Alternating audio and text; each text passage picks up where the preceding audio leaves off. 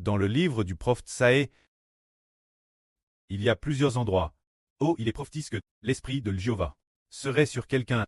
Par exemple, il est dit quelque part du tronc d'Isa naîtra un rejeton. Il est dit, l'esprit de Jéhovah reposera sur lui, esprit de sagesse et d'intelligence, esprit de conseil et de force, esprit de connaissance. Il est dit aussi, prophétisant qu'un enfant, nous et N. Ainsi, l'esprit de Dieu sera dans cet enfant, pour que cet enfant soit rempli de puissance, rempli d'autorité, qu'il ne juge pas sur l'apparence. Ce moment-tel, dans le livre d'Esaü, dans la partie précédente, dans les chapitres précédents, il est dit que l'esprit de Jéhovah sera dans une personne.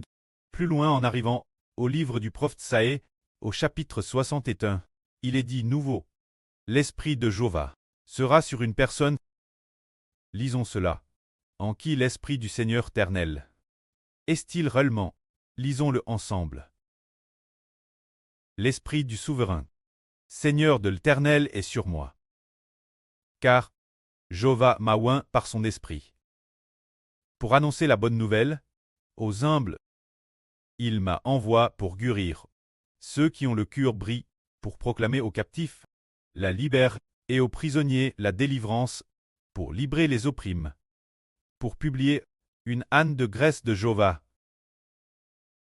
et un jour de vengeance de notre Dieu, pour consoler tous les affligés, pour donner aux affligés de Sion un diadème au lieu de la cendre, une huile de joie au lieu du deuil, un vêtement de louange au lieu d'un esprit abattu. Ces paroles, notre Seigneur Jésus, dans l'évangile de Luc. Il était Nazareth. Dans une église, enfin dans la synagogue de l'époque, on ne disait pas église, dans la synagogue des Juifs. Il a lu ce passage. Quand le Seigneur eut fini de lire, après le Seigneur a dit, cette écriture que vous venez d'entendre est accomplie aujourd'hui. Alors, ce que le Seigneur voulait dire, implicitement, c'est que l'Esprit de Jéhovah, le souverain Seigneur, l'Esprit de Jéhovah, est sur moi. Ce passage s'est accompli dans le Seigneur Christ. Alors, aujourd'hui, frère Héber dit que ces paroles, cette époque, la fin des temps, s'accomplissent également sur le frère Héber. Car l'Esprit de Jéhovah le précleste. De la même manière que sur notre Seigneur, notre Papa, le Seigneur Jésus-Christ, c'est aussi arrive. La fin de ce monde, c'est aussi sur le frère Héber. Ce jour, le prêtre Jéhovah a mis son esprit plat dans le Seigneur, et aussi plat dans le frère Ashber. Pour quelle raison? Est-ce pour quelle raison Jéhovah laissera son esprit soit plat sur ses deux fils? En fait, l'esprit du précleste Jéhovah est sur le Seigneur Christ. Et pour que le Seigneur Christ aille prêcher la bonne nouvelle aux malheureux, pour les sauver, afin qu'ils puissent trouver Dieu, se détourner et revenir Jéhovah le Dieu d'Israël. Et de plus, il veut aussi que le Seigneur Jésus-Christ soit le Rédempteur pour l'humanité, après avoir été crucifié, afin que le Seigneur Jésus donne l'esprit de Jéhovah. Tous ceux qui croient au Seigneur. Et en cette époque, l'esprit du prêtre, ainsi que l'esprit du Seigneur Christ, sont aussi dans le frère Ashber. C'est précisément pour que, travers le frère Ashber, le salut de Dieu soit proclame jusqu'aux exmis de la terre, afin que tous ceux qui croient reçoivent la vie éternelle. Tous ceux qui croient recevront la grâce au début de ce mois-ci. Ah, il semble que ce soit le mois dernier, l'esprit du prêtre, plusieurs reprises. Au milieu du mois dernier, l'esprit du prêtre a dit plusieurs reprises de proclamer, puis une fois. L'esprit du prêtre a dit ceci.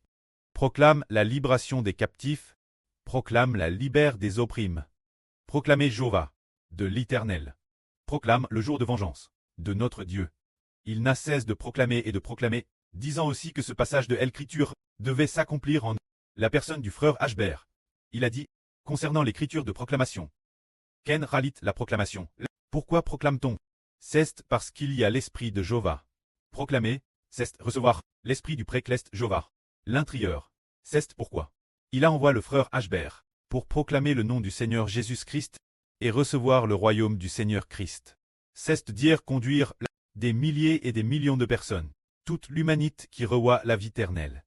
Proclamer ensemble au nom du Seigneur Jésus-Christ. Oh, recevoir ensemble le royaume du Seigneur Jésus-Christ, proclamer au nom du Seigneur Jésus-Christ, et recevoir ensemble le royaume que le prêt et le Seigneur nous ont donné, c'est-à-dire nous appeler, proclamer, et cette écriture va commencer s'accomplir en Hbr, et elle va aussi s'accomplir en les frères et sœurs, parce que, pour nous, ces enfants, les chants venir d'ici environ 1 ou 2 mois, tous les chants seront entièrement des chants de proclamation, tous de Thérèse Beauchamp. Chaque chant proclame ainsi, finalement, recevoir la GRCS, ce moment tel dans la Bible. Il continue de dire ainsi, en disant qu'une personne est ointe par l'Esprit de Dieu. Après cela, une telle chose se produit, disant, ils seront appelés des cheneuses de la justice. Une plantation de Jéhovah, pour que il en soit glorifié. Ils repartiront sur les anciennes ruines, ils releveront d'antiques décombres, ils releveront les anciennes ruines, ils repartiront les villes, détruites, dévastes de gnation en gnation, d'étrangers, se présenteront pour faire battre vos troupeaux. Les fils de l'étranger seront vos laboureurs, et vos vignerons. C'est pour dire que l'esprit de Jéhovah est sur le frère Hbr. Alors, nous, ceux qui bâtissent le temple ensemble, partageons la bénédiction, et venons ensemble pour traiter. Des rois et des prêtres seront appelés des cheneuses de la justice. Des cheneuses de la justice. Se dire des personnes justes, coûtant ensemble, le frère Hbr prêchait la vraie, bâtissant ensemble. Le royaume d'Israël, ceux qui propagent l'évangile ensemble, propager ensemble, l'évangile du frère Hbr. Devenir des cheneuses de la justice, des cheneuses plans par Jéhovah. Afin que Jéhovah Dieu soit glorifié. C'est dire que, nous, ses enfants, sommes plans par Dieu, sommes les fils de Dieu, pour glorifier Dieu. Tout cela parce qu'une personne a reçu l'Esprit de Dieu et du Seigneur. Alors, un groupe d'enfants coûte attentivement ensemble, et en coûtant, ils sont plans par Dieu, devenant intérieurement des enfants nouvellement CRS. Ce moment tel, puisque, après ce que nous soyons devenus des cheneuses de la justice, il est dit ici, ils repartiront les lieux dévastes depuis longtemps, ils releveront les anciennes ruines, ils repartiront les villes de Ruit, dévastes depuis des générations. Ce passage dit que le reconstruire diverses villes, reconstruire divers endroits, ce n'est pas vraiment pour reconstruire Jérusalem, ce n'est pas cela, mais c'est pour reconstruire le trône de David, ce qui signifie reconstruire le régime de David. C'est se dire que nous qui composons des chants ensemble, les enfants qui louent le précleste et le Seigneur, devons avec le frère Hbr, établir le régime de David, se dire établir un pays, pour que l'Israël spirituel soit un pays gouverné par un roi. Alors le royaume d'Israël, eh bien, sert le frère Hbr, ses enfants spirituels. Et quant aux descendants de David, ils préfigurent le frère Hbr et les frères Essur. Se dire, c'est comme David, ainsi que la descendance de David, se dire David et ses descendants. Dans le royaume d'Israël, parmi les enfants d'Israël, sont ceux qui règnent en roi. Cette petite branche, juste une petite branche, les descendants de David, c'est tout comme les 144 000. Alors, bien les descendants de David ne sont-ils pas les descendants de Jacob? Ce sont aussi des descendants de Jacob. C'est dire, parmi les descendants de Jacob, ceux de David, les descendants de cette ligne doivent régner. Plus tard, on a découvert que les descendants de cette ligne de David, non seulement règnent, mais doivent aussi être prêtres. C'est très merveilleux. Les descendants de cette ligne de David, le David spirituel, ses descendants, le spirituel, David et les descendants de David, non seulement doivent régner, mais doivent aussi être prêtres. C'est pourquoi nous devons établir le trône de David et aussi établir le service des prêtres. Ainsi, nous sommes ceci, ce groupe d'enfants, établissent la foi cette fonction royale. Établissent aussi la fonction sacerdotale. C'est-à-dire que la fonction royale consiste à prendre soin et pâtre les enfants de la nouvelle terre. Se dire gouverner les enfants de la nouvelle terre. Quand la fonction sacerdotale, elle consiste à louer Dieu et le Seigneur. Et maintenant, nous sommes en train de bâtir le trône de David et aussi de bâtir la fonction sacerdotale. C'est ce que nous, ce groupe d'enfants, sommes en train de faire.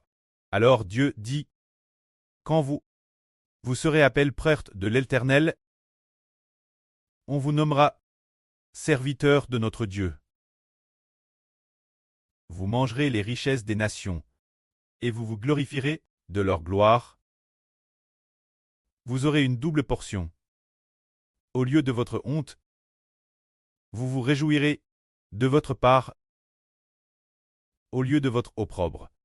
C'est pourquoi, dans votre pays, vous posséderez une double portion d'héritage, vous aurez une joie éternelle, car moi, Jéhovah, j'aime la justice, je hais le vol avec iniquité. Selon la vraie, je leur donnerai leur récompense, je leur donnerai fidèlement leur récompense, et je traiterai avec eux une alliance éternelle. C'est la prophétie du Précleste disant que ceux qui bâtissent ensemble le temple de Dieu deviendront les serviteurs de Dieu, deviendront les prêtres de Dieu. De plus, ils jouiront de l'héritage des nations. C'est dire que ceux qui bâtissent ensemble le temple, bâtissent le temple, et prêchent l'évangile ensemble, deviendront prêtres et rois l'avenir, et, dans le nouvel univers et la nouvelle terre, ils jouiront de la nouvelle terre, de l'héritage des enfants de toutes les nations et tribus, prenant toutes les nations et tribus comme notre héritage. Toutes les nations et tribus seront notre héritage, ils appartiennent, ce que nous voulons tous dire.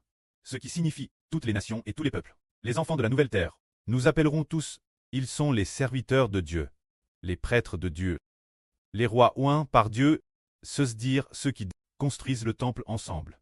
Louent ensemble, le Précleste et le Seigneur, seront lèvres par le Précleste et le Seigneur. Appel gloire, appel louange, sont les serviteurs de Dieu. Et Madame dans l'Apocalypse, cette foule de personnes, considère comme ceux du livre de vie de l'agneau, considère comme ceux de la première résurrection. La Bible dit, ceux de la première résurrection, combien ils sont bénis, combien ils sont saints. Et le Précleste ou un ange a dit, l'apôtre Jean crie ceci. Dormez. Ceux qui meurent dans le Seigneur sont si bénis, c'est la vraie. C'est certain, c'est Jéhovah Dieu, qui l'a dit de sa propre bouche. C'est dire nous, qui venons bâtir le temple de Dieu, louer ensemble, et ensuite, faire ensemble l'œuvre de l'Évangile. Combien nous sommes bénis. Appel parmi l'humanité. Appelle les pérémis. Offert Jéhovah Dieu. Appelle un peuple saint. Appelle un peuple terrestre saint. Que Dieu a tout particulièrement. Appelle saint, pouvant venir devant Dieu. Pour servir Dieu, pouvant voir la face de Dieu. Un peuple noble et glorieux. C'est ce dont nous parlons, ce peuple extrêmement saint. Alors, cette vraie, nous découvrons qu'une personne est ointe par l'Esprit de Dieu. Et ainsi, cette personne, l'Esprit de Jéhovah est sur elle. Elle proclame le salut du Seigneur, proclame l'évangile du Seigneur, annonnant la délivrance aux captifs, la libère aux opprimés. Alors, les premiers, écoutez ensemble la vraie. Les premiers courir ensemble, pour bâtir ensemble le royaume de Dieu, seront finalement appelés les cheneux de la justice de Dieu, deviendront les serviteurs de Dieu, les prêtres de Dieu, recevant gloire et honneur, que la gloire soit auprès et au Seigneur. Amen.